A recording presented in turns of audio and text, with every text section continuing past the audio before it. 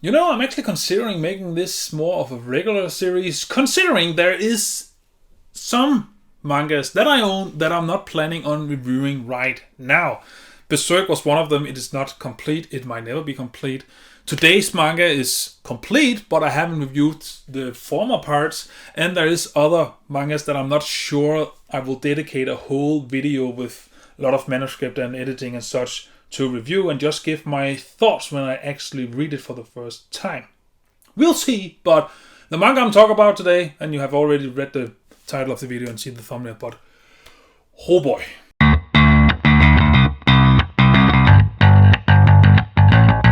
Hello everyone, my name is Daidarius and welcome to my thoughts, I will say, on Jojo's part 4 for my first reading. I have finally read Jojo's part 4 for the first time. I finished the final book this morning and I have a lot to say about it because holy shit. Now, in case you don't know, I own the first 3 parts in the Jojonium's hardbacks from this, and once I got the final volume of part 3, I read the whole thing in one continuous go, loved it, and then I waited for part 4 to get released in hardbacks until I read the whole thing again.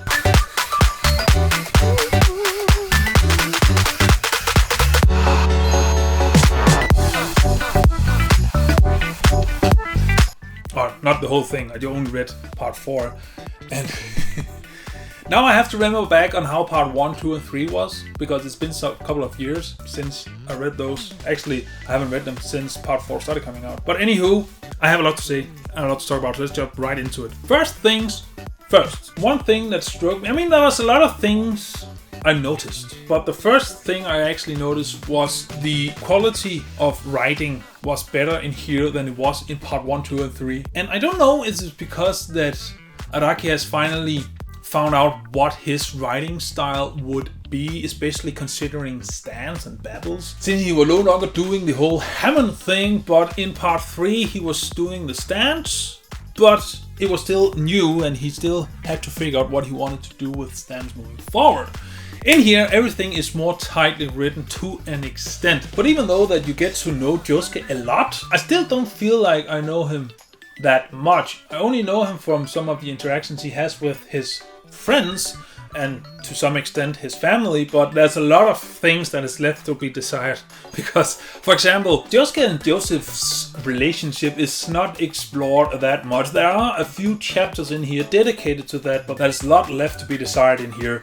And just in general, a lot of the characters, they're not explored as much as they could have been, and it's more of Araki just trying out ideas, see if it sticks and not, and then moving onward to the next thing. However, what I love about this series, at least part 4, is that it, at least in the later half, goes away from Monster of the Week formula and focuses more on Yoshikage Kira in here, which, bye. Can I just say that Yoshikage Kira is, I think, my favorite bad guy in here.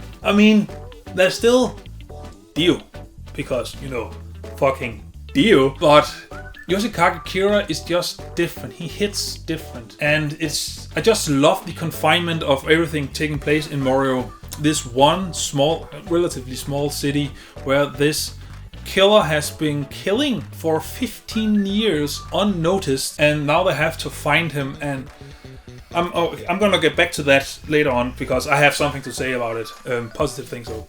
But anywho, I think the writing could be better. It's superficial in a lot of places, but then again, I don't think, at least based on the 3 former parts, that Araki wants to focus on deep writing. It's not like Berserk writing, it's something else. He, again, as the name states, he wants to dive into the more bizarre aspects of human nature, psyche, and how can he warp it enough to express his vision of the story, and I think it works well in here. Anyway, what I like about this comparing to the other parts is, first of all, the art style. Now, the art style in volume 1, specifically in here, is still a lot like part 3, which is fine, barely, but not good. In case you don't know, the art in, for example, part 1 is horrendous. It works kinda, but Araki didn't know how to do perspective. Sometimes characters' legs seemed exceptionally short because they were pointed towards the camera. I didn't know how to actually draw that proportionally. And then in part 2 it got better. Part 3 he had to find his foothold, but throughout the part it looked fine. Then you get to the beginning here and it's still not refined. However, I think in volume 3 and onwards, I don't know what happened, but Araki just found his style. He refined it. It was much more clear in lines, and when he actually devoted some attention to lines to be more bizarre and sporadic and, you know, being more Jojo's, it actually worked better there than in the former parts, and I love that. I really do love that. So the art style, you can see the progression in this part more than in any former part of his art style. It becomes more refined, and I'm looking forward to see how it's going to look like in part 5 and especially part 6, where he's almost refined it, and I know in part 7 it is, you know, almost mind-blowingly good at that point, but that's going to take a long time until we get there. Anyway, I love the art style, but what I love more than the art style is the stand battles, and you have probably heard that a lot from people who are reading Jojo's Bizarre Adventure, especially who have read part 3 and then afterward part 4, the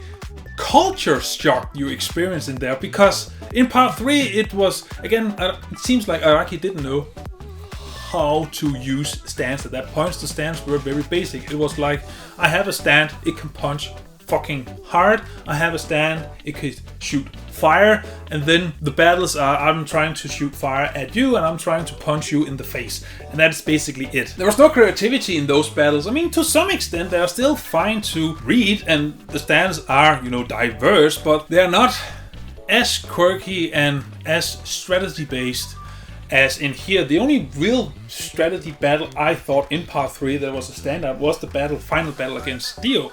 But besides that, not. Here, however, it's more strategy based than anything else, and I love that. I mean, I don't think that Yoshikage was utilizing his Shining Diamond's healing ability or reverse ability, whatever we're gonna call it, as much as he could have, but I can count on 3 or 4 fingers of times that he finished off his opponent by using Shining Diamond to punch the opponent really hard in the face. Otherwise, it was just creative usage of breaking things and then reassemble them again with his ability. And the same goes with his opponents. It was not just, I have an electric-based opponent that just use electricity and that is it, or I have a fire-based opponent or water-based opponent or whatnot.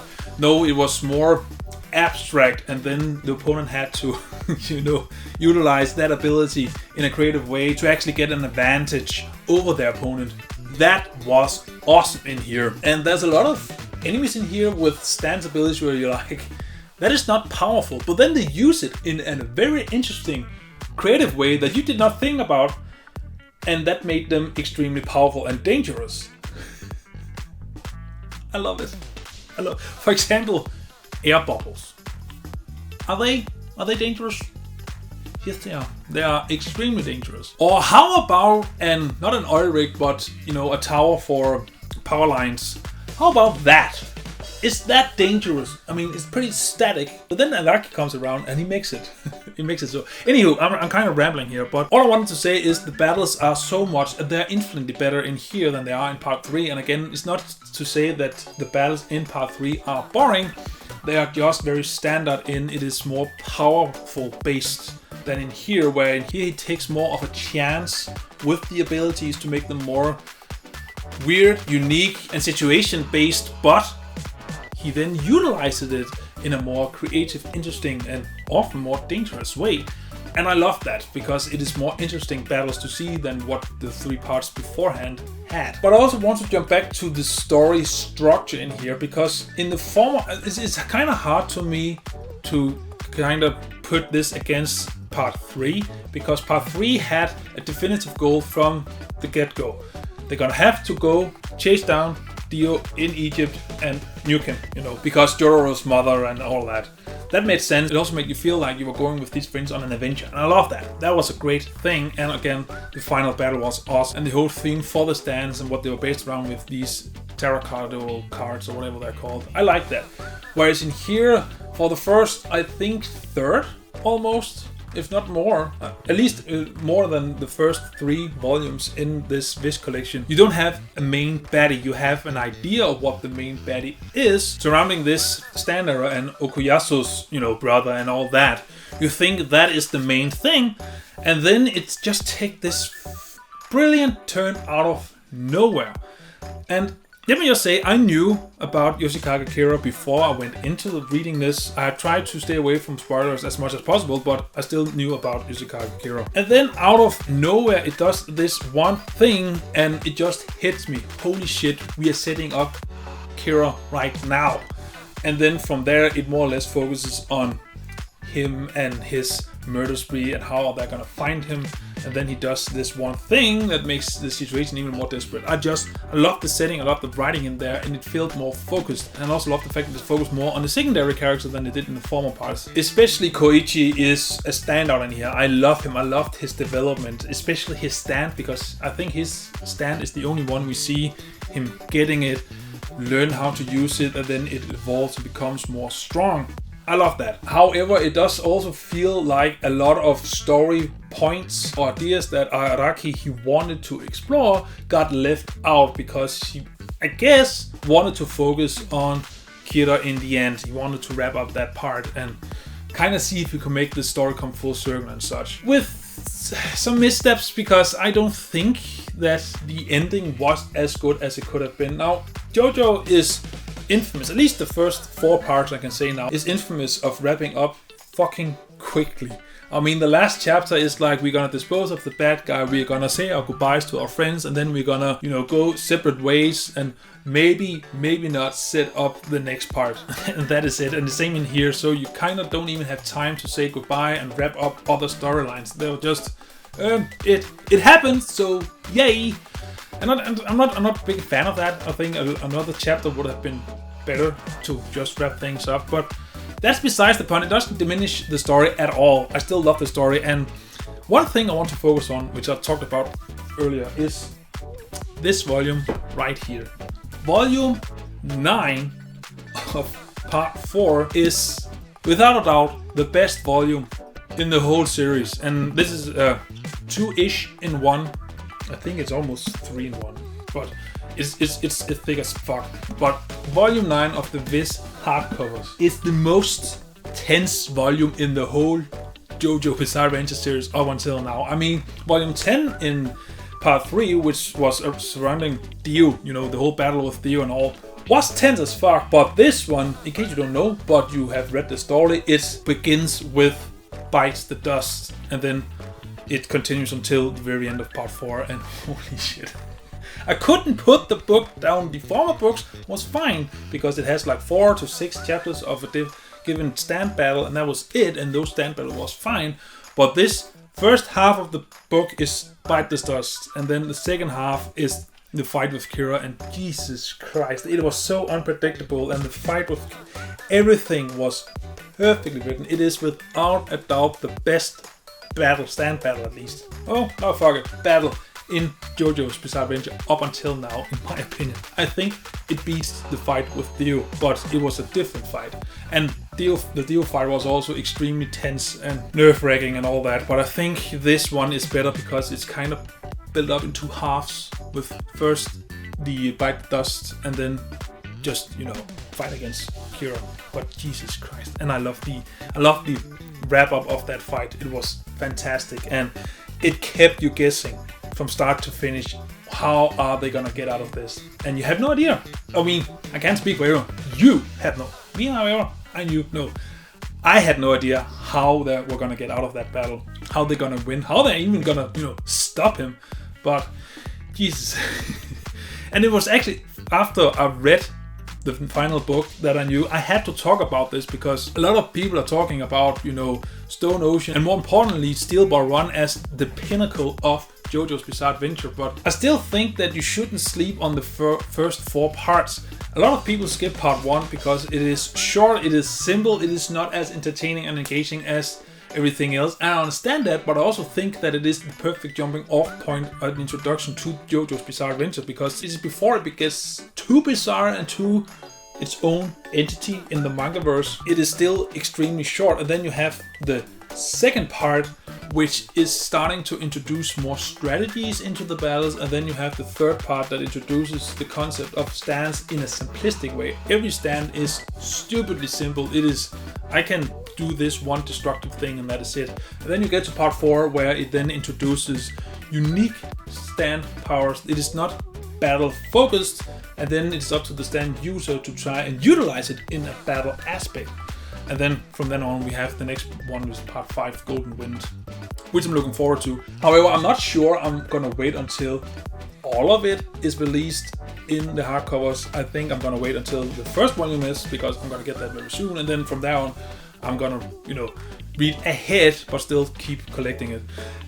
One thing I want to actually address, so bear with me. So I have talked about this before many times on the channel, but I am a bit disappointed in the change of books, considering that this is an adaptation of the Jojoniums from Japan, and this is just a 2-in-1 hardback that Viz has made themselves. The design is fine. I don't mind the design, and if you have seen the cover of the next part, it's kind of the same. They changed the font of the title a bit, but otherwise you can clearly see it is the same series. And yeah, I'm a bit disappointed that they didn't keep up this design here, but that's fine. Again, Jojoniums, 2-in-1 hardcovers, not the same thing. What I am disappointed about is the extra material in Viz's hardcovers, because it is laughable bad.